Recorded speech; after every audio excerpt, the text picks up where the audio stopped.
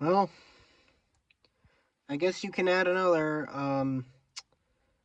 tally to the endless list of terrible, heartbreaking Packers playoff losses. I mean, oh man, the Packers. The Packers, they played better than the 49ers for until like 5 minutes left in the fourth quarter. And then the defense couldn't hold again. And, of all the things to blame in this game, I probably shouldn't really blame the defense because I think the defense actually did play pretty well. That doesn't mean I want Joe Barry back next season. Absolutely not. I would be absolutely furious if they bring him back. But I know now that there's a outside chance that happens, and that scares me for the future of this team. Otherwise, a very bright future for this team. That scares me for the future of this team, because I know that Joe Barry is not a good defensive coordinator. But that aside, Packers outplayed them for 55 minutes and then couldn't finish. And you got a rookie kicker out there who's been shaky at best, and way back in the offseason, I wanted the Packers to go with a vet. I wanted them to go with somebody who was, I at least bring Mason Crosby back. If they want to have a rookie kicker and, coach him up and, have him be a project to take over in a couple years, would be all for that. But I really did not like the idea of having a rookie kicker. And I knew, based off of what we've seen from them this year, I knew in the back of my mind that there was going to be a scenario once the Packers started looking like they could be a playoff contender late in the season. I knew in the back of my mind there was going to be some scenario where Anders Carlson was going to have to make a big field goal, and it was going to be a roller coaster. And I just I hate that. I hated that decision now. I still hate it now. Or I hated that decision then. I still hate it now. Rookie kicker. If you want to put him on the practice squad, if you want to, use an extra roster spot to have an extra kicker so they can learn behind Mason Crosby or whatever vet you have on the street, go ahead. But I hate the decision to bring him in and have him be the primary kicker for this season. And that 41-yard field goal, based off of what uh, Anders Carlson has done from 40 to 49 yards, he's below 50% with that kick, including playoffs. You just had a very unsettling feeling that he was going to miss that. I know I did, and I don't know. That's just one of many things that went wrong for the Packers in this game. I mean, you know, early on it was some really questionable decisions by the officials. One was the spot on that low fourth down. Looked like he got it to me from the straight on angle, but then they marked him short, and then on the replay you couldn't see where the ball was, so there was no way you could challenge that and win that. I have no idea how they marked him as short as they did. It looked to me like he clearly got across that line, though, but you can't see the ball, so you can't overturn it. And then there was the no intentional grounding call on Brock Purdy 2 plays before the touchdown pass to Kittle. He was clearly still in the pocket. He threw it to literally nobody. There wasn't anybody within like 15 to 20 yards of where he threw it. Not an intended receiver in sight. And they didn't throw the challenge flag. Then you get to the third down, 2 plays later, it's a touchdown to George Kittle. Also, Darnell Savage had a great game last week. Had maybe the worst game of his career in this one. I mean, he dropped what would have been a pick six on the opening drive for the 49ers. Then he was the guy in coverage on George Kittle on the touchdown. And then he missed a tackle. Like, he was literally like the guy plugging the gap on the McCaffrey touchdown, the first one, not the second one that gave him the lead, but the first one. He was the guy plugging the gap on that play. He missed the tackle, like one of the worst missed tackles you've ever seen, and McCaffrey scores, and they take the lead. That wasn't the one at the end of the game. That was the first one though. But that's 21 points right there. Like, you know, maybe the rest of the game wasn't as bad for him, but, you know, in those 3 moments, those were big moments, and it wasn't good. Um, and, you know, I love Jordan Love. I love Jordan Love. I thought he played a pretty good game for the most part up until the fourth quarter.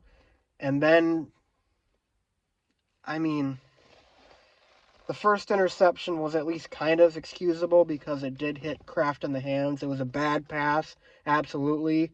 But at least it was kind of excusable because it wasn't a terrible decision. The second one, on the final drive of the game, that was peak Brett Favre.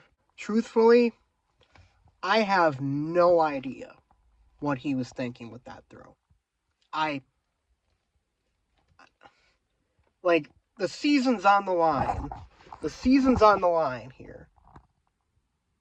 I mean, it's a first down. You have 2 timeouts. This isn't 4th and 25. This is 1st and 10 with 50 seconds left. Around midfield.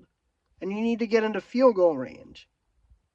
I have no idea what he was thinking with that throw. And God, I really hope that doesn't become a trend because he's made a few similar throws to that. It's definitely not often, but he will occasionally make a really dumb throw.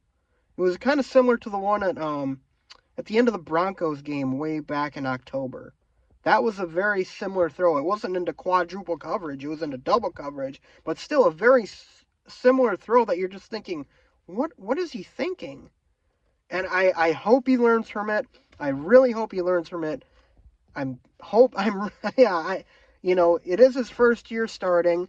It's only his second playoff game, so hopefully he goes back and watches that and reminds himself next time he's in that situation to not even, you know, consider throwing that football. But I still love Jordan Love. I think he's the franchise quarterback. I think this year he proved that he was the guy for this team, and that was really, coming into this year, that was the one thing I wanted to know. And I think we found that out. Because Jordan Love, I mean, dude, he blew me away. He blew me away this year. And I'm really excited for what he can do next year for sure with a full off season, getting more what's it called? Chemistry with these guys. I'm really looking forward to that. But for the game, you know,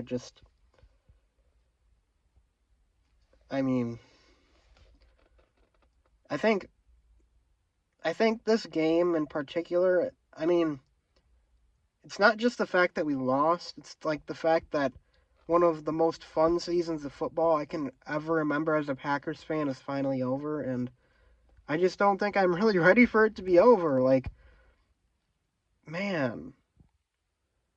Like, you know, in the past, you know, I mean, this team didn't have Super Bowl expectations. This wasn't a year where it's like, you need to get to the Super Bowl. And now I know the Packers are going to have those expectations again going forward. And there's not going to be that, you know, low expectation, that free, you know, feeling of, you know, not having such lofty goals for the end of the year. And there's not going to be that anymore because now that we see what this team can do, next year they're going to be one of the Super Bowl contenders. Like, people are going to have them. There are going to be people picking them to go to the Super Bowl because we all saw what they can do. I mean, they took the number 1 seed in the NFC to the final minute of the fourth quarter, you know?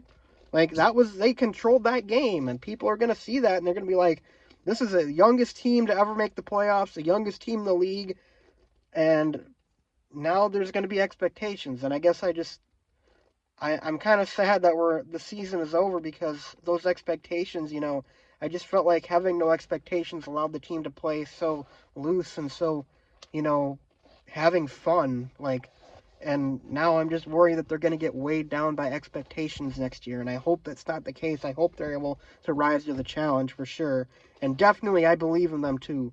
I definitely believe in them to do it, but as for the season as a whole, though, you know, 3 things I was looking for this season. 1, is Jordan Love the guy? Yeah, Jordan Love's the guy. 2, is Matt LaFleur the coach for this team? Yeah, I think Matt LaFleur is the coach for this team. And 3, what do we have around Jordan Love? Do we have pieces we can work with? Yeah, we do. So, all in all, the season was a success, absolutely. And I feel like that's actually the first time I can say that since the Super Bowl team in 2010 that the Packers had a successful season. Like, obviously, the Packers have a lot of great moments since that Super Bowl. But as a season as a whole, like, after that Super Bowl, every subsequent year that the Packers didn't at least make the Super Bowl, I felt like the Packers failed. This year, it's different.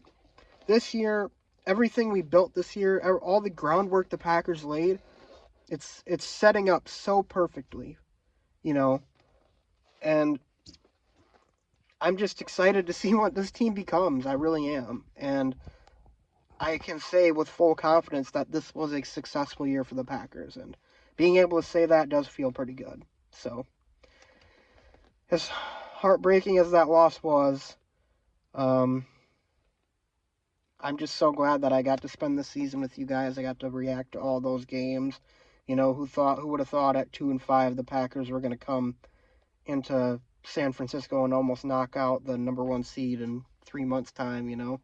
I certainly didn't think that. I was thinking about draft picks at that point, but, you know, they pulled it together, and, you know, I don't think the phrase, the future is bright, has ever been more true for the Green Bay Packers. So, anyways, guys, so that's all I got to say in this video. Thanks for watching me throughout this whole season. I definitely hope I can be with you again next year, but until then, guys, I'll see you next time, and go Pack Go.